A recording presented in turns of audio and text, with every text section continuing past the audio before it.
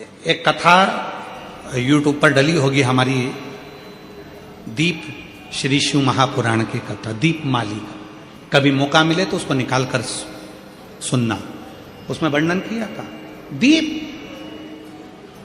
एक दिया जो आप भगवान को लगा रहे हो, उस दिए को अगर सुबेरे भी आपने उसमें दिया लगाया, शाम को भी दिया लगाया, रात को उसको धोकर या मांझ कर रख दिया, या सुबेरे उसको धोकर मांझ कर फिर वापिस दिया लगाया, वही एक दीप तुम्हारे घर में रोज रोज रोज रोज प्रतिदिन अगर वो दीपक तुम्हारे भगवान के सामने जल रहा है। अब तुमने चाहे हनुमान चालीसा का पाठ करा हो, चाहे तुमने राम रक्षा स्तोत्र का पाठ करा हो, चाहे तुमने गिरिराज चालीसा करी हो, चाहे तुमने सर्वोत्तम जी का पाठ करा हो, चाहे तुमने शिव चालीसा करी हो, चाहे तुमने श्री शिवाय नमस्तुभ्यम बोला हो, चाहे गीता जी का पाठ करा हो, वो दिया जो तुमने भगवान के सामने रखा, उसमें बाती लगी है, जल रहा है, उसके सामने बैठकर आप सारी पाठ उसकी साक्षी में करते हो, तो वो दीपक भी सिद्ध हो जाता है। इसलिए हमने पहले भी कथा में कहा, जब घर का कोई व्यक्ति, उसका निमोनिया, उसका बुखार, उसका शरीर का ताप जब उतरता ही नहीं है,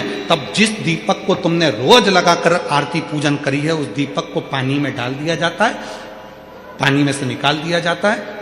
उसी पानी को उसके शरीर पर दिन में कम से कम 3 से 4 बार उस पानी से पोंछा जाता है, तो धीरे धीरे वो ताप, वो बुखार उतरना प्रारंभ हो जाता है, निमोनिया ठीक होना प्रारंभ। डॉक्टर को भी दिखाओ, क्योंकि हम डॉक्टर को शंकर का एक रूप मानते हैं। शिव महापुराण में जब मां पार्वती जी दुर्बल हो गई, जब माता पार्वती जी बेलपत्र का सेवन करते करते माता पार्वती का शरीर दुर्बल हो गया, शरीर काला सा पड़ गया, तब स्वयं शंकर भगवान वेद बनकर आए थे, डॉक्टर बनकर आए थे। इसलिए इस भूमंडल पर, पृथ्वी पर जितने भी हॉस्पिटल हैं, जितने डॉक्टर हैं, उन हॉस्पिटल में जो डॉक्टर सेवा देते हैं, दुनिया के लोग उन पर विश्वास कर कर उनके पास जाते हैं, और विश्वास का नाम ही शिव है। रामचरितमानस में तुलसी बाबा ने कहा, शंकर विश्वास रूपिणो। इसलिए दुनिया में जितने भी डॉक्टर की कुर्सी पर बैठे हैं, जो इलाज कर रहे हैं, जो वेद हैं, जो डॉक्टर बनकर विराजमान हैं, शिव पुराण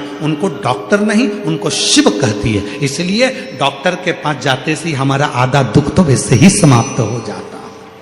डॉक्टर के जांच कराओ, डॉक्टर के ये रिपोर्ट लाओ, वैसी रिपोर्ट लाओ, पर इलाज डॉक्टर के अनुकूल। और साथ में जो दीपक तुमने लगाया है, रोज रोज उसी दीपक को जला रहे हो, तो दीपक सिद्ध हो गया। दीप बोलो क्या क्या चीज है? दीप, आसन और पात्र, जल का पात्र, ये 3 सिद्ध होते चले जाते, इनकी सिद्धता बढ़ जाती। चलो, अब ये बात तो तुमने आज सुनी, पुरानी कथा निकालो। टीवी पर रामायण किस किसने देखी है? टीवी पर महाभारत किस किसने देखी है? टीवी पर सीरियल किस किसने देखे हैं? भगवान के देखे होंगे। महाराज जी को क्रोध आता है, वो अपने कमंडल का जल निकाल कर तुरंत श्राप दे देते हैं। बोलो देखा कि नहीं देखा? जम के तो बोलो, देखा ना? श्राप किस चीज से लगा? जिस कमंडल को महाराज जी पूजन में रखते थे, किसी दूसरे के कमंडल का जल नहीं, अपने कमंडल का जल, मतलब पात्र, जो शिव महापुराण की कथा कहती है, दीप, आसन और पात्र। जिस पात्र को आप अपने शिव के पास लेकर जाते हो, जिस पात्र से आप साधना करते हो, जिस पात्र से आप शिव को जल चढ़ाते हो, जिस पात्र से आप शंकर की पूजन करते हो, वो पात्र सिद्ध हो जाता है और उसका जल भी सिद्ध हो जाता है। पात्र की सिद्धता हो।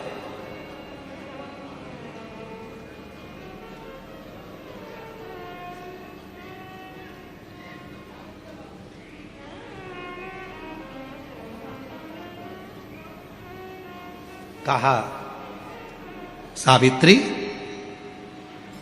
दीप, आसन और पात्र जब ये एक रहें, तो संसार में किसी की हिम्मत नहीं है कि कोई तिरछी निगाह से देखे।